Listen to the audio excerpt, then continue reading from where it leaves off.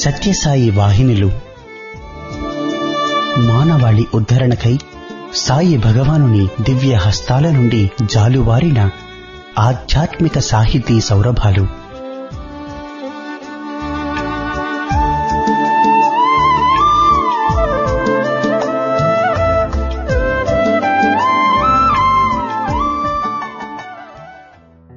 ఓం శ్రీ సాయిరాం. 1958 మహాశివరాత్రి పర్వదినం నాడు భక్తుల ప్రార్థన మేరకు స్వామి స్వయంగా పేరునిస్తూ సనాతన సారథి అనే మాసపత్రికను ప్రారంభించారు.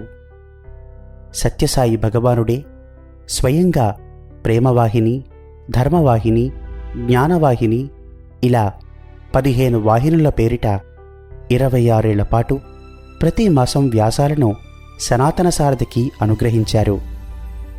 సాయి తత్వబోధ, సాయి ప్రేమ సారం ఈ 15 వాహినులలో నిక్షిప్తమై ఉంది. ఆ వాహినుల పరంపరలోని ఇప్పుడు మీరు వినబోయేది సత్యసాయి వాహినిలోంచి ఒక భాగం.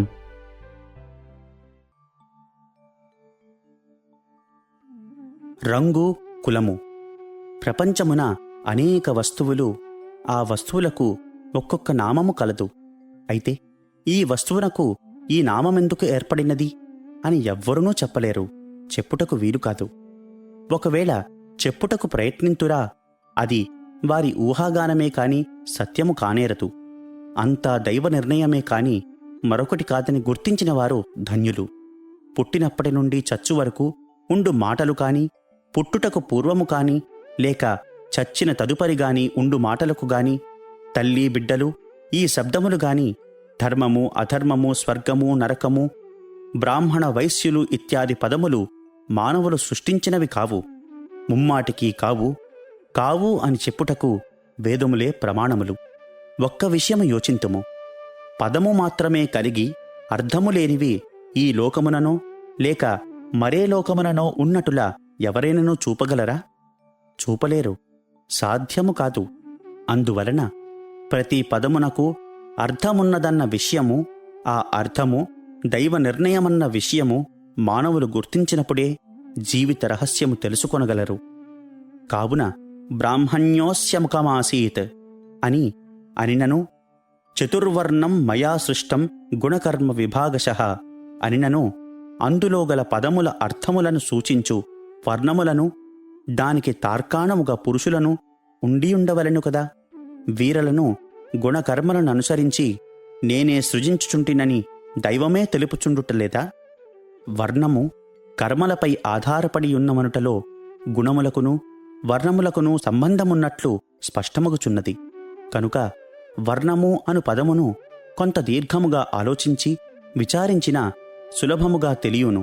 ఇప్పుడు వర్ణమనగా రంగు.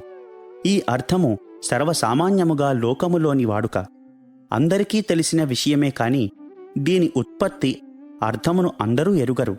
దానిని తెలుసుకొనినప్పుడే వర్ణము అని సత్య అర్థము స్పష్టమగును.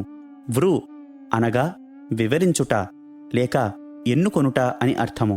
ర్న్ రం అనగా రమణ అని అర్థము కలదు. రమించుట అని కూడా కలదు. కనుక వరించి ఎన్నుకొనుట అనగా ప్రీతిపూర్వకముగా స్వీకరించుట అని వర్ణము అని శబ్దమునకు అర్థము తేలుచున్నది. ఇక రంగులలో తెలుపు, ఎరుపు, నలుపు రంగులు చాలా ప్రధానములు. ఇక మిగిలిన రంగులు వీటిలో మిశ్రమమైనవే కాని ప్రత్యేకించినవి కావు. తెలుపునకు సత్వగుణమనియు, ఎరుపునకు రజోగుణమనియు, నలుపునకు తమోగుణమనియు సృష్టి రహస్యము, లోక సహజము. పదముల అర్థము జీవులు ఏ గుణములను అభిమానించుచున్నారో, వరించుచున్నారో, కోరుచున్నారో ఆయా గుణములకు అనుబంధముగా జన్మించుచున్నారు. కాన వర్ణములు తమకు తాము కోరి తెచ్చుకున్నవే కాని ఒకరు కల్పించినవి కావు. ఈ కోరిక జీవుని బుద్ధిని అనుసరించియుండును. సామాన్యముగా కోరికననుసరించి బుద్ధి అని అందురు. బుద్ధిననుసరించి కర్మలు సాగుచుండును. కర్మలను అనుసరించి జన్మలు కలుగును. ఇదే గుణకర్మ విభాగశః అను దాని తాత్పర్యము. ఇంత విపులముగా జాతి, మత, కుల, గోత్రాలయందు జనన మరణముల కారణములు శృతిస్మృతులు నిరూపించుచుండా మానవులు గ్రహించలేక తమ తెలివితేటలకు తోచినట్టులా అర్థములు చెప్పుకొని ఆనందించుచుండుట అజ్ఞానము తప్ప మరేమి, లేక అన్నియూ తెలిసిన వారమను అహంకారము తప్ప మరేమి? అహంకారము కూడాను అజ్ఞాన సంతతియే కదా. దీనిని బట్టి జాతి మత కులాదులు గుణకర్మలాధారముగా చేసుకొని కలుగును అంట నిస్సంశయము. ఇవి మానవుల విభజనలు కావు అన్న సత్యాన్ని గుర్తించడము అత్యవసరము. వీటికి వేదమే ప్రమాణము, వేదమే ఆధారము. భారతభూమి కర్మభూమి అని అందురు. ఇది కర్మక్షేత్రము. ప్రతి మానవుడు ఈ కర్మక్షేత్ర యాత్రికుడు కనుక ఈ దేశములో కర్మ ప్రధానము. కనుకనే దీనికి ఈ నామము అమరెను. ఉచ్చనీచ జన్మము, భాగ్యభోగములు, బంధమోక్షములు మన చేతిలోనివే అని శృతి ఎలుగెత్తి చాటుచున్నది. ఏమని? సయథాక్రతురస్మిన్ లోకే పురుషో భవతి తదేతః ప్రత్యే భవతి అని. ఈ లోకములో పురుషుడు ఎట్టి రూపమును ప్రార్థించునో అట్టి రూపము తిరిగి మరణానంతరము ప్రాప్తించును అని దీని యొక్క అర్థము. కర్మానుగుణముగా జన్మలు కలుగుచున్నది అనుట సత్యము.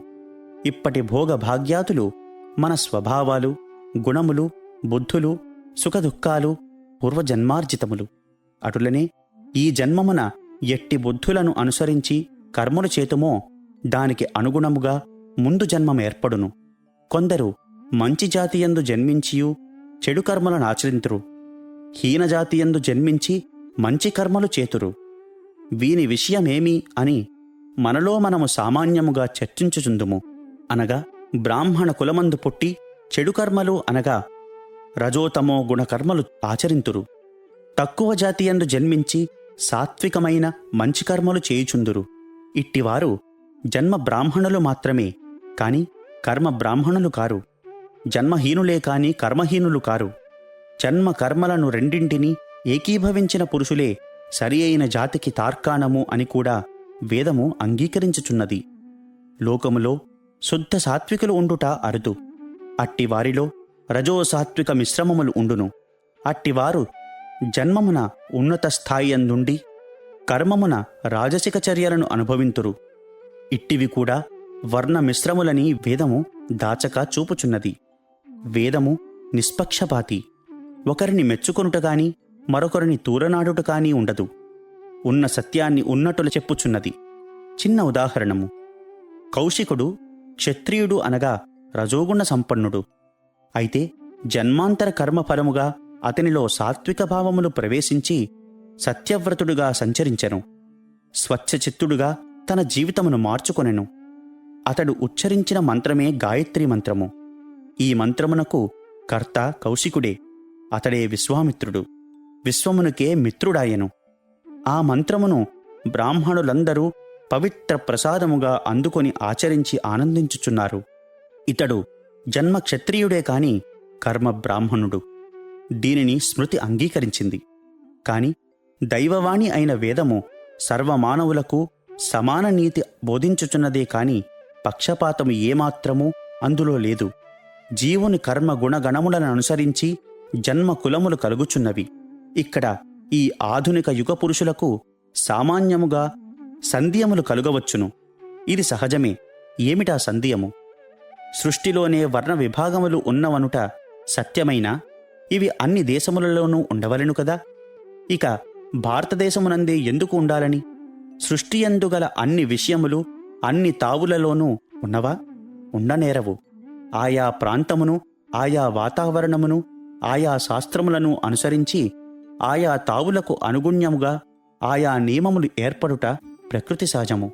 భరతఖండమున గల వృక్షజాతులన్నీయూ ఇతర ఖండములలో ఉండవలనని నియమము లేదు.